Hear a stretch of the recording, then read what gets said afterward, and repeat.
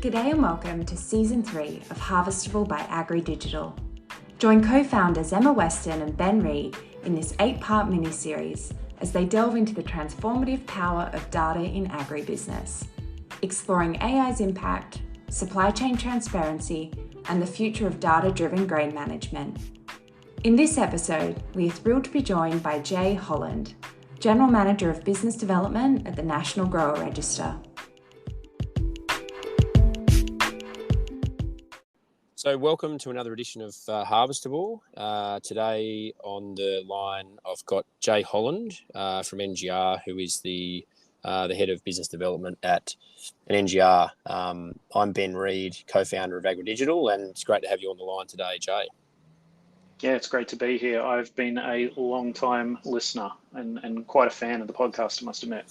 Awesome. Yep. Well, we're in our third season, and it just shows you how many interesting characters there are in the grains industry. It's taken us this long to get to you, Jay, but it's great to have you. Great to have you with us. And I was just having a chat to you beforehand about I won't sort of steal your thunder, but I guess the start of NGR and why, and I guess where it is today, and it's 20 plus year journey. So yeah, sure. We'll get into the detail there. But I guess before we do, if you just wanted to give a quick sort of introduction to yourself, who you are, and why you are where you are. Yeah, sure. Okay. So I guess having listened to a lot of your other guests, my journey into ag probably isn't the norm, or doesn't appear to be.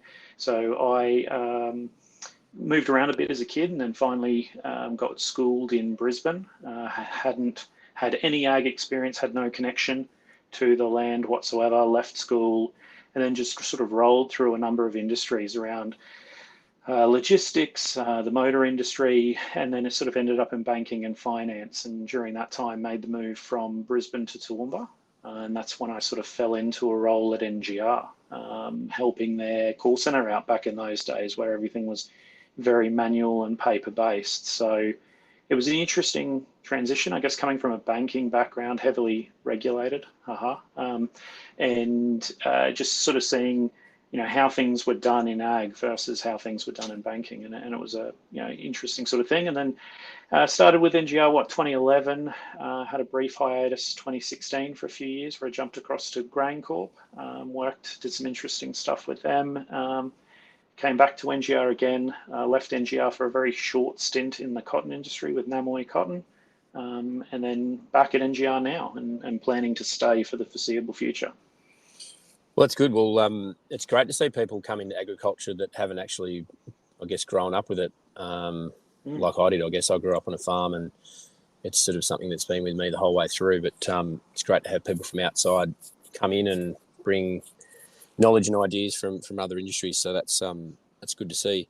So I guess NGR is an acronym for the National Grower Register, and I know that most people who are probably going to listen to this podcast will know who NGR is, but maybe just if you want to just give a quick update on who NGR is and why they do what they do. Sure. Yep.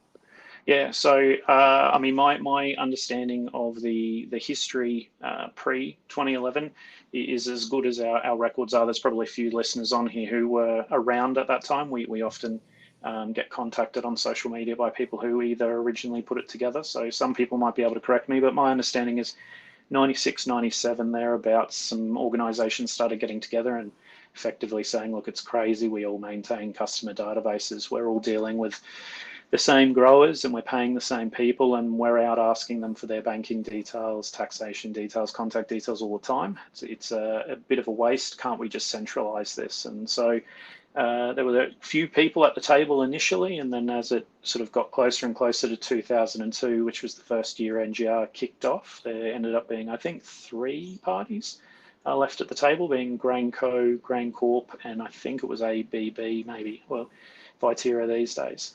And then that was it. 2002, we took our first delivery on our NGR card, and from there the database has grown significantly in terms of the number of growers that we service all across Australia, and equally, I guess, the number of organisations that we support too. I think when I started in 2011, we had about 60 or so organisations that we provided data to and sort of linked the grower to that organisation. And now it's well over 200, which is quite fantastic. And equally, during those years when I first started, we didn't have a presence at all in Western Australia, I would say, whereas now we're across the nation quite solidly and trying to do our best to maintain growers, contact and payment information and keep everybody safe in that chain.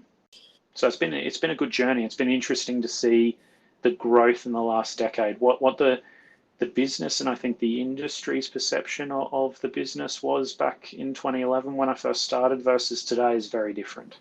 Certainly is, yeah. And I was reflecting earlier with you, Jay, about I started in the grains industry in 2002, which I think was roughly when NGR started. So it's it's been around for a while, and I think we might have actually helped introduce NGR into Tasmania. We've got a customer over there that yes, which was only literally a few years ago. So it's sort of in every state now, and as you said, even in WA. So it's great. So I guess being a data company, and I'm not sure if NGR thought of themselves as a data company 20 plus years ago, but certainly that's what you are, and that's what you've become, particularly with the breadth and geographic spread that you've got. Do you think that, I guess, if you reflect upon, let's just say the last 10 years at least, Jay, because that's probably more to the time that you've been there for, what have been some of the biggest changes, and I guess what are you seeing as the trends for NGR?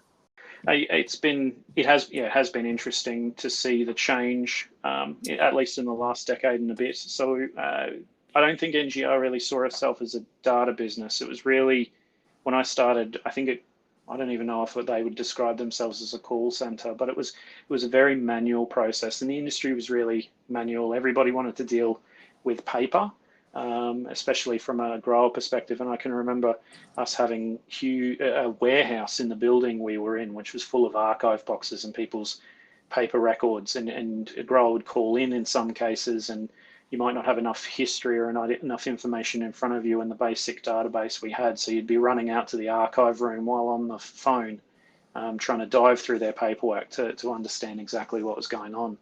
And I think back in those days, we probably had about 60 what we call data subscribers, so organizations who use the data to pay. Might be a royalty manager or a chemical manufacturer, exporter, a container packer, someone like that. And I can't remember the number of growers. Say we probably had somewhere in the vicinity of 15 to 20,000 cards at the time.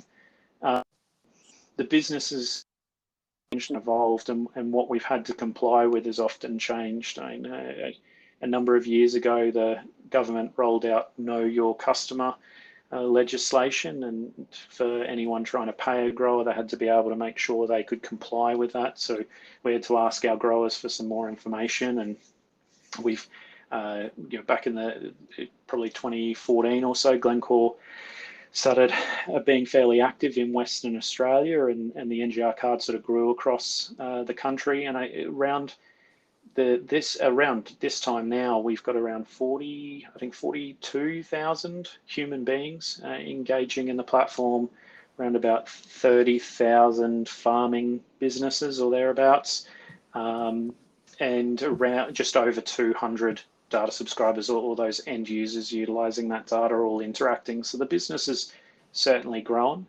I can remember, trying to sell NGR and trying to get new people on board, and I was often being told that it was a competitive advantage to have staff in your office collecting your own grower data and administering your own databases. And I think the industry or the world has sped up really, where that is beneficial. Sure, you want to have those deep connections with growers, but there's better ways to deliver value to your customer than just managing their data. And I think that's the sweet spot for NGR. Is a grower contacts us and they've got to change their phone number, and these days maybe they're trading with 20 or 30 parties, maybe they're using a digital platform, and they're not really sure who all those organizations are. They update it once with NGR, and it just filters out to everybody automatically, which is a pretty magic concept, I think. And COVID's probably helped people getting online.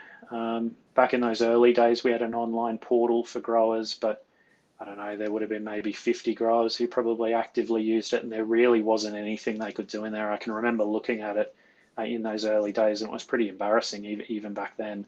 Whereas now, the vast majority of the growers that we interact with are logging in online. We're seeing, transactions and updates happening at sort of 2 o'clock in the morning, where someone's just remembered they've got to update their bank account, and all of a sudden they log in when it's convenient to them, and get those things changed. And again, back then it was a harvest business. We would hire harvest casuals. So the August through December period, we would upskill, we would bring people in. One of our longest serving staff members was a harvest casual who'd come and work for us in those times. And now we're just busy all the time. It doesn't matter the time of year and what's going on. There's work to do, which is great as well. It's good to see the growth and the change, I think.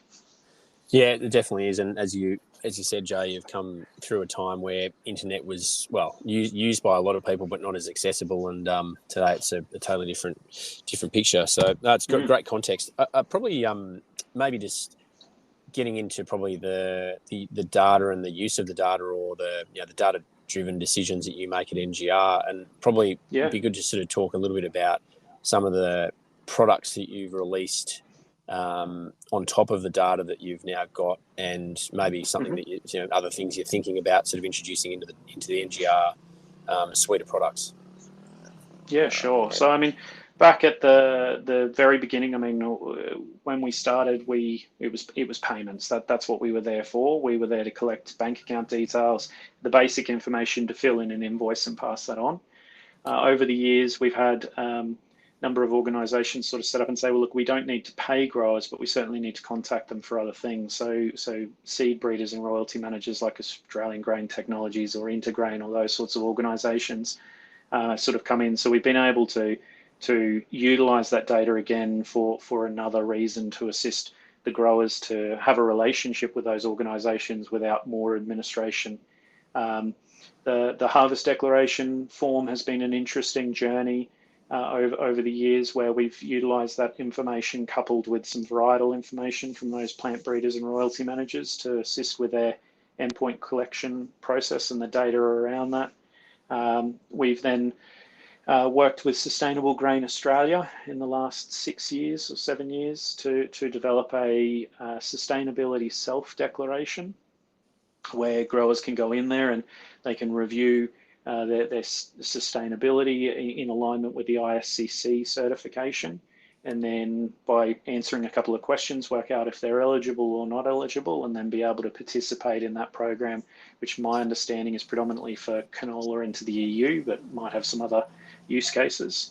And then the commodity vendor declaration. So again, more and more people are starting to ask growers for information, and I guess I see our role at NGR is we've always been there to try and decrease that admin. So rather than that grower having to provide their details 5 times, 20 times, 50 times to be able to make the trades and the deliveries and everything that they need, purchases, whatever they need to through the harvest, we can simplify that process by saying, okay, well, we have this pool of information, and if we provide it in this way or restructure it in this format and maybe ask 1 or 2 additional questions, we can service that need, and it just makes that process a lot easier. So the commodity vendor declaration's been a recent one that we've rolled out in the last couple of years, and it's starting to gain some serious traction, hopefully this harvest, where growers are able to just complete that information and ensure that before the truck goes over a weighbridge, everybody knows what's the chemical treatment, where's it come from, how's it been treated, and that load can be accepted at a port or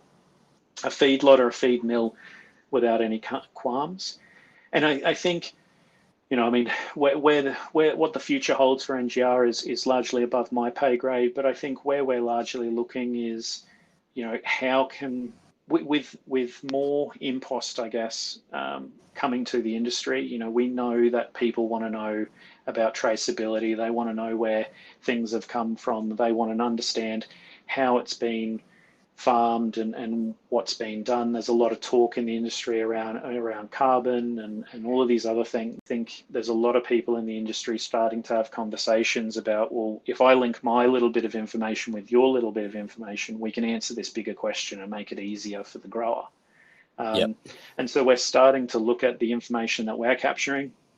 We're starting to look at these issues that are potentially coming for market access that we don't necessarily understand, but our customers definitely do, and sort of sitting there and thinking, well, how can we make this as simple for a grower as possible so they can still have market access and they don't have issues or getting denied or having to take a discounted price or whatever that case may be, by just asking them for one or two bits of information or pivoting that data into a slightly different way.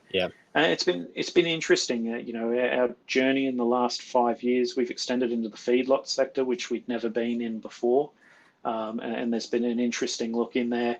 We've moved into cotton, which has again been interesting, and probably these things are why we're busy all year round.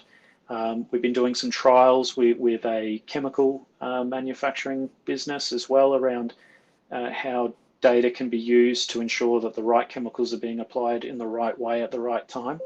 And all of these things I think are really aimed at just that simplicity for the grower and making sure that they've done what they need to do in the easiest possible way.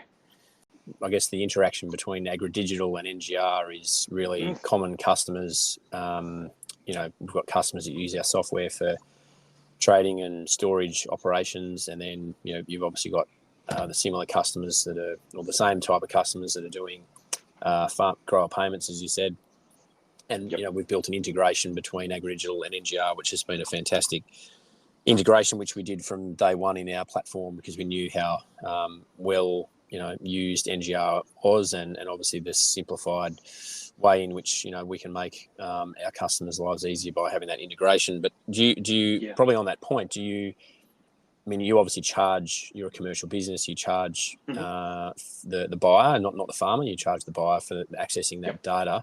Do you, I'm sure you do get pushback from people at times saying, well, how do you justify charging what you do? How do you go about actually validating, I guess, that charge or that cost for the data? Yeah, and that's a good question. Look, I'd say in the last 6 years or so, those discussions, those discussions aren't commonplace. Back in the early days when I first started, very much so. It was very common to hear someone say, "Look, I'd rather pay an admin person $20,000 or $40,000 or whatever the number was a year than pay you guys $5,000 to access that information."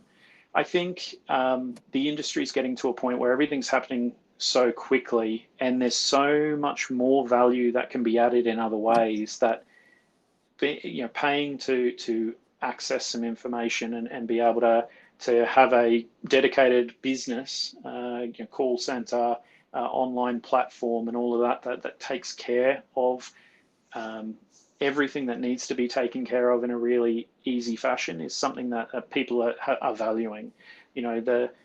It's all very easy to maintain someone's phone number up until that phone number changes and then you don't know how to contact them. Or, it's easy to manage a business right up until their GST status changes or that ABN cancels or there's a death in the family. And then all of a sudden it becomes really complicated. And I think that's where NGR's value is. And a lot of people in the industry are starting to see that's where the value is, that we have steadfast controls, really sure practices, and a good knowledge and understanding of how to manage these things in a sensitive but timely manner so that we know how to assist the grower to get their ABN updated, and we know how to communicate that to the industry to say, hey, look, there's a new ABN that's relevant to this grower's record. And I think the amount that we charge for that service really wanes in comparison to the effort that it would take for anybody to do that. Yep. Well, I can certainly say from experience, Jay, I did some travel through Canada and the US over the years, and their payment system is still largely checks. The industry here is better for NGR. There's no question about that. And, whether there's competition that'll come in over time that will take market share away from NGR, I guess time will tell, but it's certainly it's well positioned. Look, appreciate your time today, Jay. I know we've probably gone a little bit over time there, but it's been great to understand a bit more about NGR and the data you have, and I guess the ways in which it's valued and used by the industry, and I guess some of the ideas around what you've got planned for the future. So really appreciate your time. Look, appreciate being on, and all the very best to you guys, and all the very best to I don't know when this is due to come out, but hopefully everyone either is having a good harvest or has had a good harvest, and the year ahead is looking prosperous.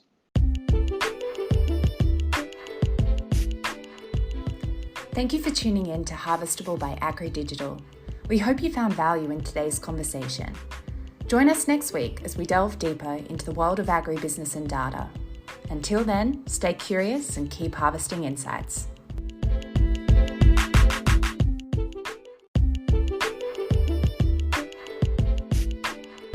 G'day and welcome to Season 3 of Harvestable by Agri Digital. Join co-founders Emma Weston and Ben Reed in this 8-part mini-series as they delve into the transformative power of data in agribusiness, exploring AI's impact, supply chain transparency, and the future of data-driven grain management. In this episode, we're thrilled to be joined by Trez Walmsley, CEO of Intergrain.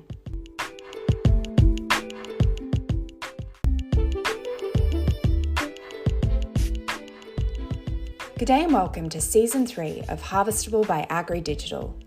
Join co-founders Emma Weston and Ben Reed in this 8-part mini-series as they delve into the transformative power of data in agribusiness, exploring AI's impact, supply chain transparency, and the future of data-driven grain management.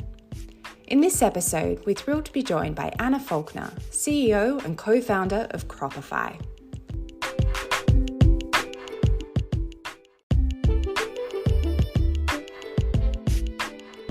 G'day and welcome to Season 3 of Harvestable by Agri Digital. Join co-founders Emma Weston and Ben Reed in this 8-part mini-series as they delve into the transformative power of data in agribusiness, exploring AI's impact, supply chain transparency, and the future of data-driven grain management. In this episode, we're thrilled to be joined by Joel Robbie, Head of Sales and Growth at Trace.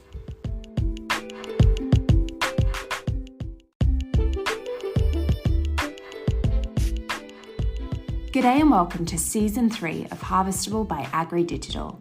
Join co-founders Emma Weston and Ben Reed in this 8-part mini-series as they delve into the transformative power of data in agribusiness, exploring AI's impact, supply chain transparency, and the future of data-driven grain management.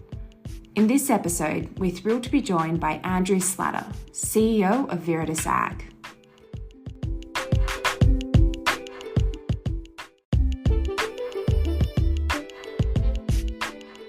G'day and welcome to Season 3 of Harvestable by Agri Digital. Join co-founders Emma Weston and Ben Reed in this 8-part mini-series as they delve into the transformative power of data in agribusiness, exploring AI's impact, supply chain transparency, and the future of data-driven grain management. In this episode, we're thrilled to be joined by Andrew Ty, CFO of Buller Farms and Pure Grain.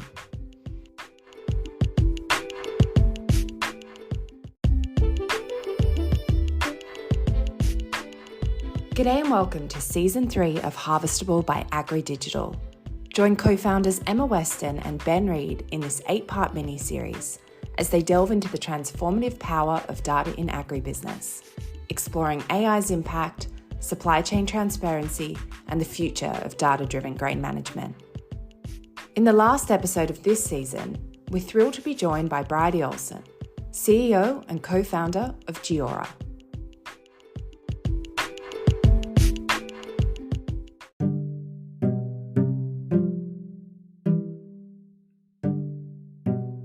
That's almost a wrap on today's episode. If you were interested in hearing more about the Giora eligibility assessment for farmers, stay on the line as Bridie gives a quick 2-minute deep dive.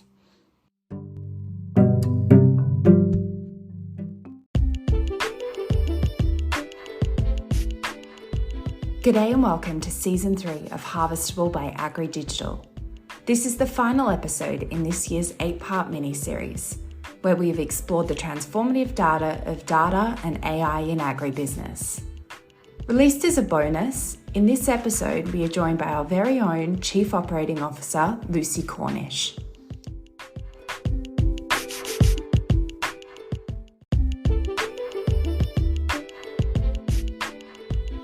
Well, that's a wrap on this season of Harvestable by AgriDigital.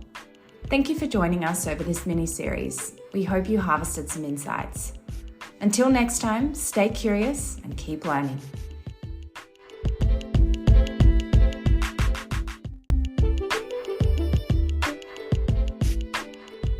G'day and welcome to Season 3 of Harvestable by AgriDigital. This is the final episode in this year's 8-part mini-series, where we have explored the transformative power of data and AI in agribusiness. Released as a bonus, in this episode we're joined by our very own Chief Operating Officer, Lucy Cornish.